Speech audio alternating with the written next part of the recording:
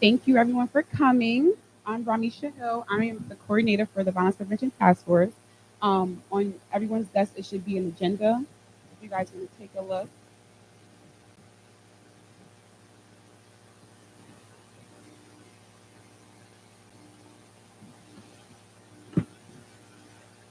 We're going to start with a roll call really quick just for the appointed members. If I call your name, if you can just stay here, that'll be good.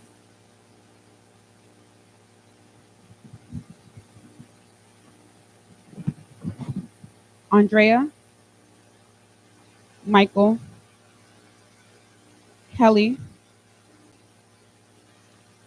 Sean, Court, Camilla, Diana, Randall, Allison, Melody, Toya, Joyce, Donnell, Benjamin, Eric. Okay. Um, I'm going to start with a public comment. I'm just going to read a little statement for everyone. Public comment is allowed during the official designated portion of the meeting as listed on the agenda. Members of the task force will not respond to public comments during the public comment period, but may choose to do so at a later point in the meeting. Members of the public who wish to provide public comment may speak for the length of the time stated on the agenda allotted to each public commenter.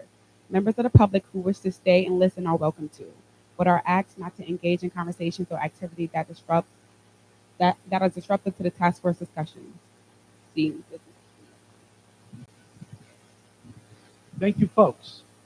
And I know we have a lot of ex officio members of this task force, the police department, the school board, and we're hoping to have somebody from the fire department and other city agencies attend. But they'll be ex officio, and we do welcome input, but they won't be able to vote. I mean, that's what ex officio means. I got to start off by saying thank you.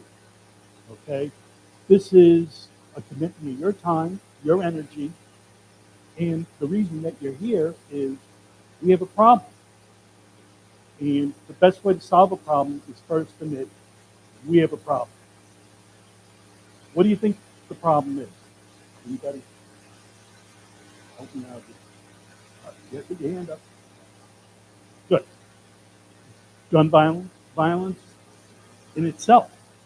It doesn't have to necessarily be a gun. I mean, there's a lot of violence. Now, we're trying to solve a problem, and do we know one specific thing that causes that problem? No, we don't, because there's many things cause the problem. We can blame COVID.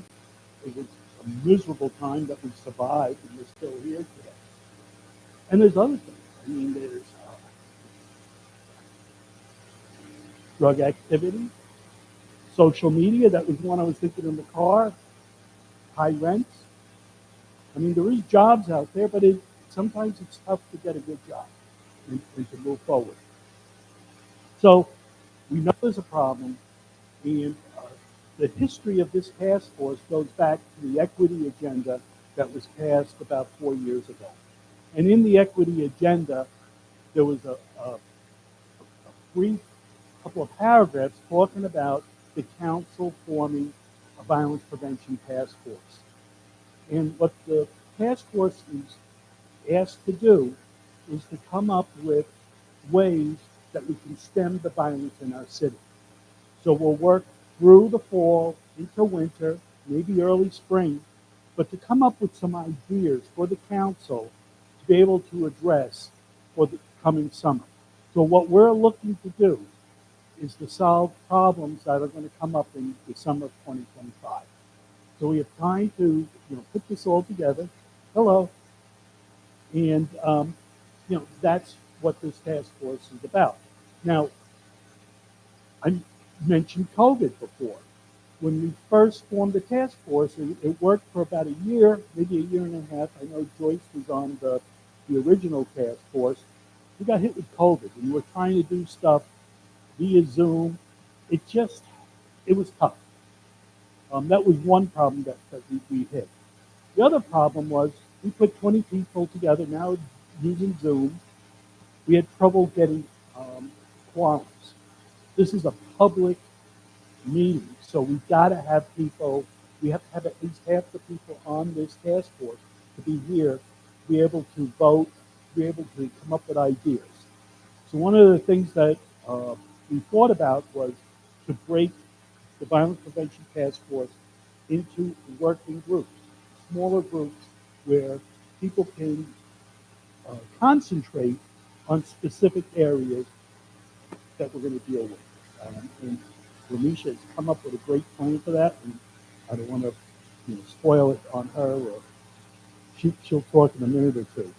The other thing we came up with was to, because before I know Joyce was the chair of the task force for a while, to have somebody full time and a city employee to guide this task force forward.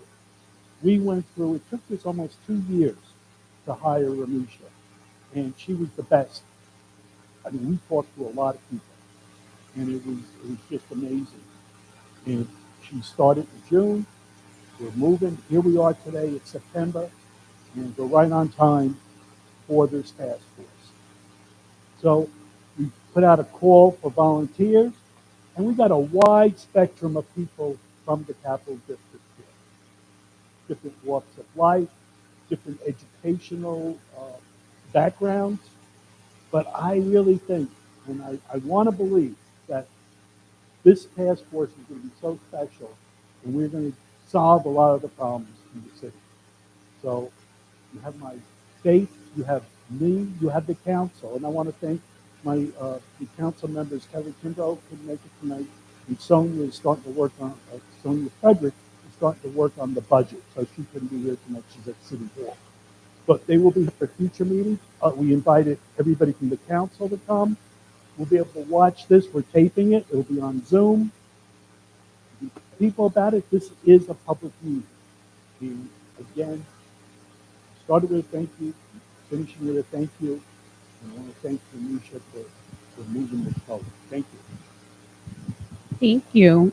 So I wanted to kind of go around and kind of do some introductions just so we all know who's in the room and what we do and what we can bring to this task force. Hi, I'm Andrea Nicolai, and I'm the Executive Director of Albany Public Library. This is one of our branches, and the library provides access to entertainment, education for all of Albany, and for free. Lots of programs. How you doing? My name is Luan Cancer, Albany Police. I'm in our prevention service unit. So there's a lot that we do. There's a lot that I do. I'm Dr. Cam Hughes. I'm a visiting assistant professor at the University of Albany, and I'm the assistant director for performance and quality improvement at the South School.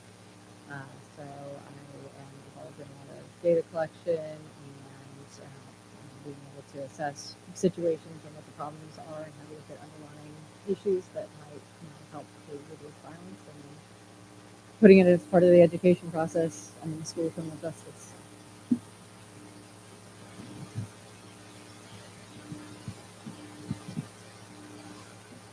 My name is Tony Ballin, Albany PD. I'm under the ESU Enhanced Supervision Unit.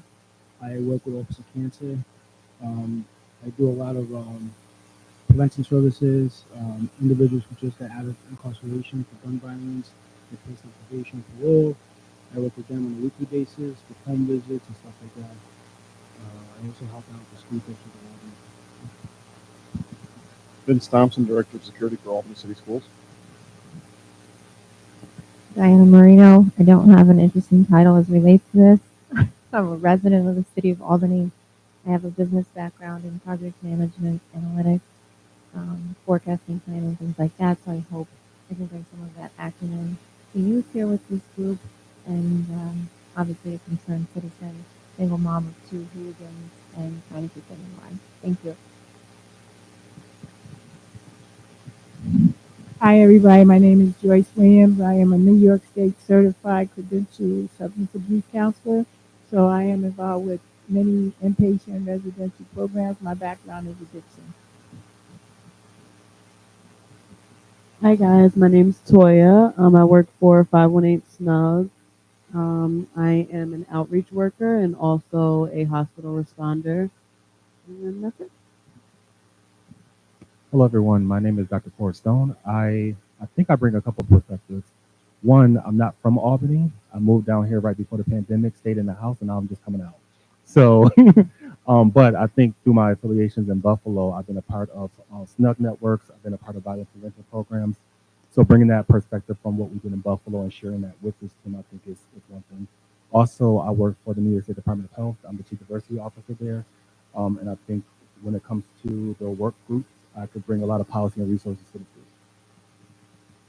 I'm Randall Thomas. I'm the District Director of Operations for the Albany YMCA, and I'm hoping to bring the other Capital District YMCA resources to this group.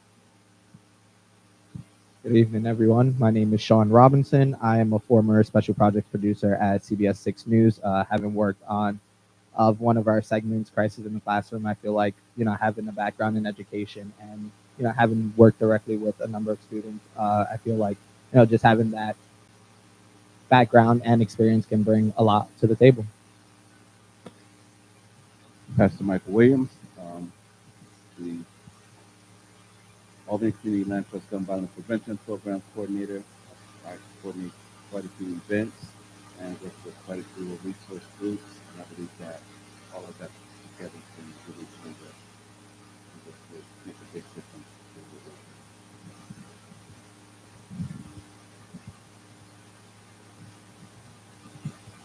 Hi. Oh, sorry.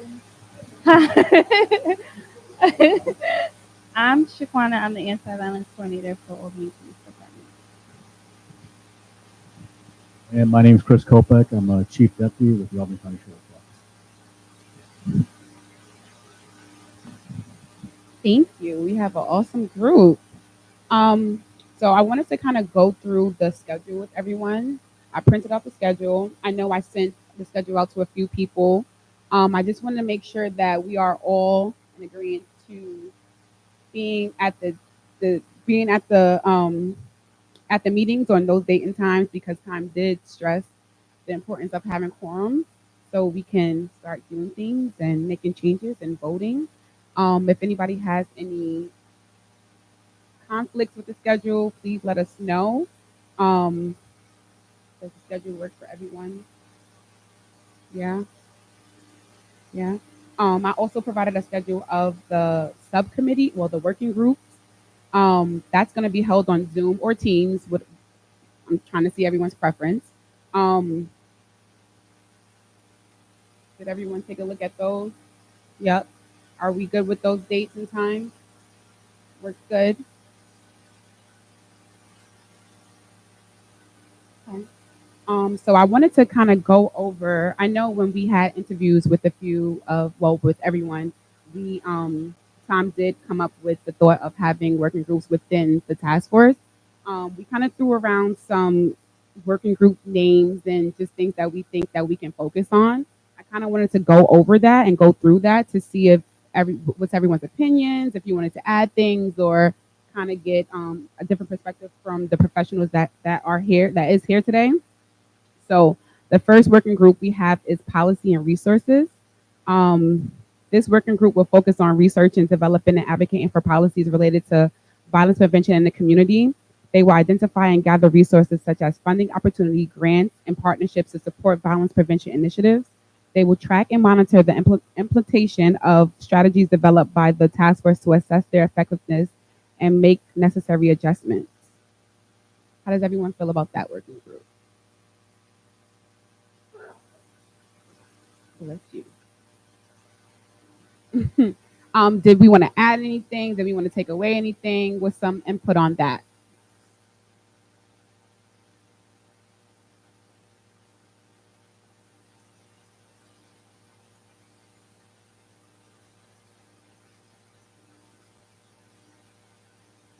So I provided everyone with some the task force informations in their report from 2022. I wasn't here for that, so I kind of wanted everyone to just look through that and look over that. But on the last page, I kind of just summarized some things that I found. over just like some recommendations and some things that they have worked on or have tried or would like to try. So we were going to go through that next. Good. You see that paper? Okay. The second working group was going to be the outreach boots on the ground. This working group will focus on building relationships with community members and organizations. They will develop strategies for community outreach, conflict resolutions, and bystander interventions. They will also collaborate with local schools, community centers, and faith-based organizations to promote violence prevention efforts. This working group will focus on implementing practical actions and initiatives on the ground. They will work closely with community members, law enforcement, and other stakeholders to address violence prevention. Any thoughts on that working group? Okay. Okay. And then last but not least, education and awareness. This working group will focus on raising awareness and educating the community about violence prevention, engage and collaborate with local organizations working in related fields such as mental health, homeless shelters, and youth programs, collaborate with schools, universities, and community organizations to integrate violence prevention education into the curriculum, offer informational training sessions for community members.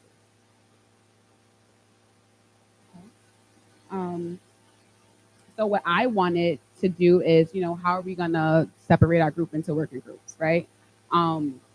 If everyone can kind of just write down on a piece of paper which working group they would like to be in like an order. So number 1, number 2, number 3, just so we can kind of equally spread everyone in a working group together.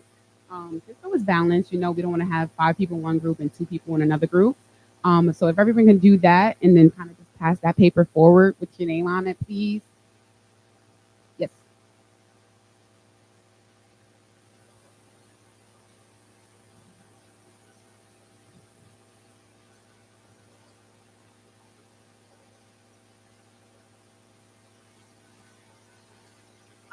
What you think?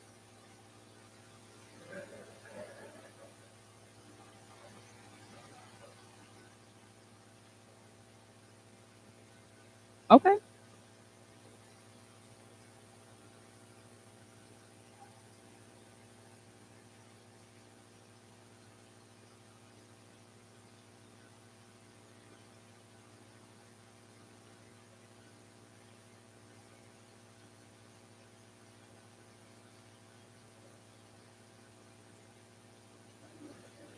Right. So I agree. And I like that idea.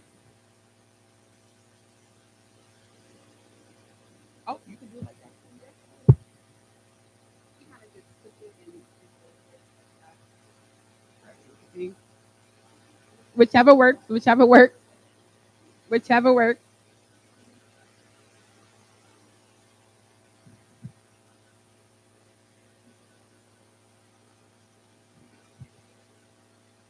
Yes.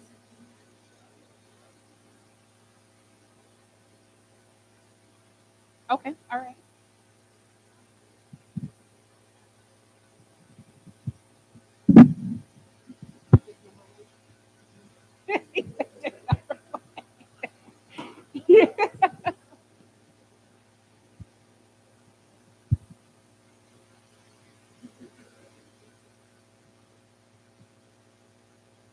Um, Brian.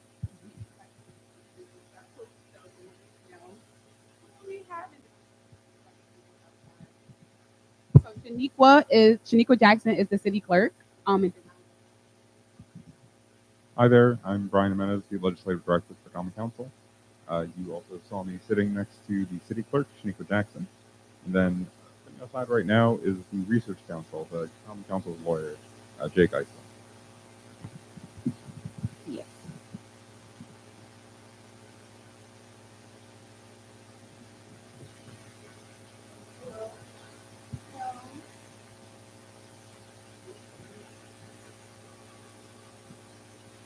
So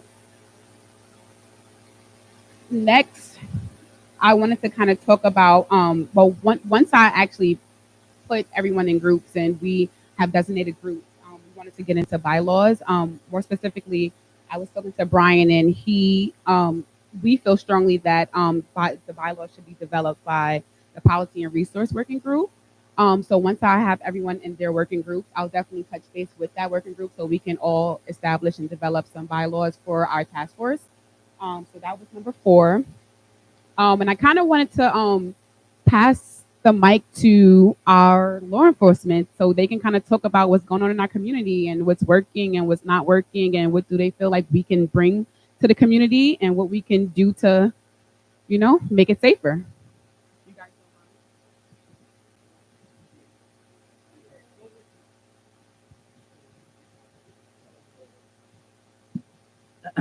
um, what's well, earlier in the meeting today, you guys said gun violence is one of the biggest one.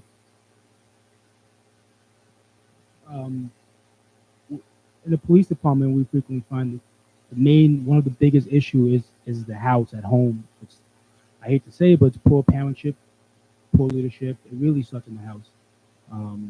We find it every time we go to these domestic calls that it's the grandparents who are raising these kids. It should be the parents, not the grandparents.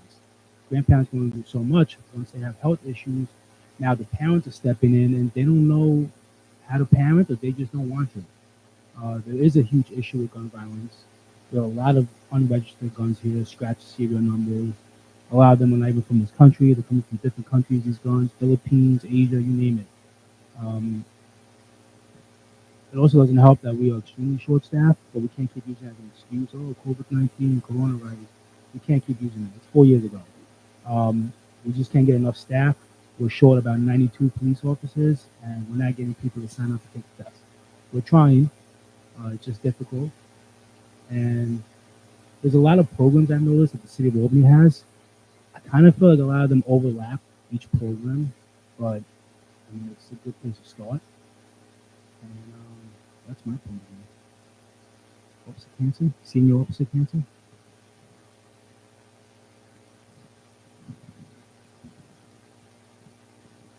There's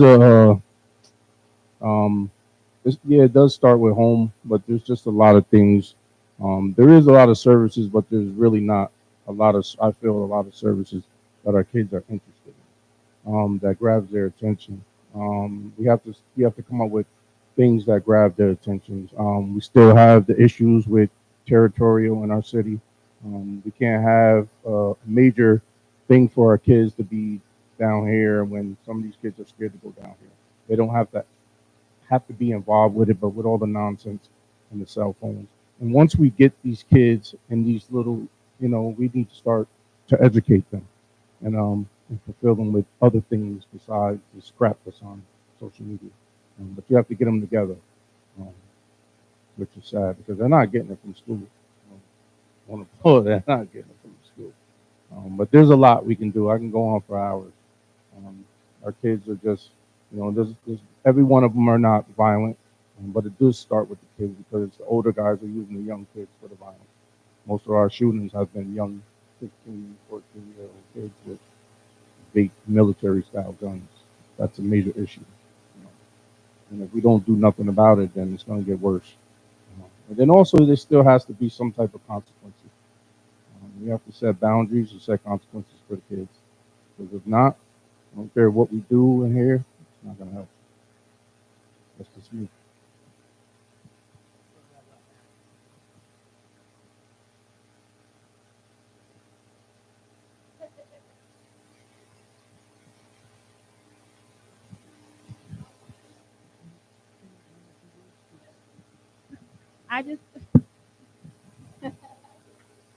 I just feel like we all should just work together as a community, and not just placing everything on one organization.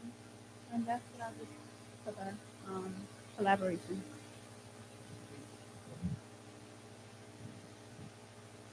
Like you guys said too, I'm just keeping kids engaged.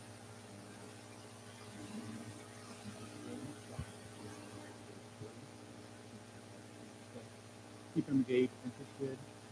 Be at a correctional facility. Also work with others, building other parts of the landscape.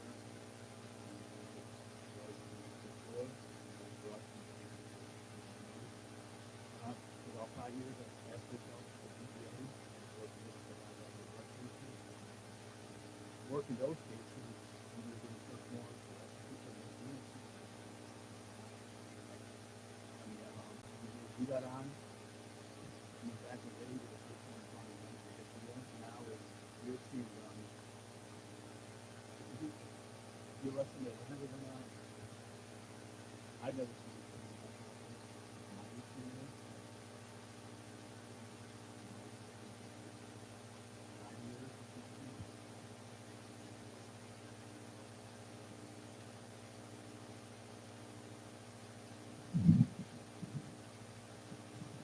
You're like the hero for the whole week in the police station. Now, every shift at point. We got 3 last week. We weren't even looking for it. We felt on our feet. And in one call, there were 3 guns in one school bus. And they were all loaded and ready to go. One school bus. 3 guns. Yeah. And then we asked the guy, and he's like, "Yeah, I have." He's like, "Yeah, I have them." You know? No, it was on Madison Avenue. No. No, it was on Madison Avenue. But like the chief mentioned, it's kind of like very common now when you get somebody with a gun. It's not a big deal anymore. You'll get one traffic stop, and you'll get 2, 3 handguns out of that one traffic stop now. What used to be maybe you'll get one gun every 5 years of your career, you'll get one gun every quarter of your career now as a new cop.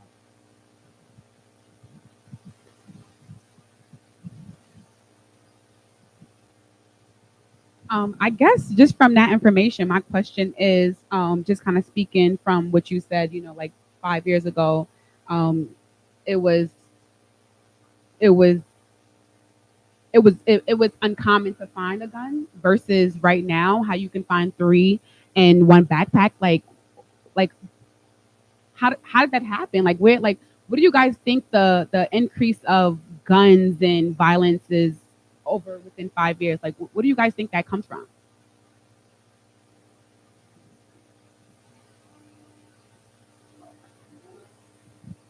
It's trending, so I feel like kids mimic what they see on TV, and and it's nationwide. It's not even just the city of Albany. I feel like for me, like I'm not just fearing like the city of Albany. I could go in the grocery store. It could be a mass shooting. So like I feel like it's just nationwide. The price.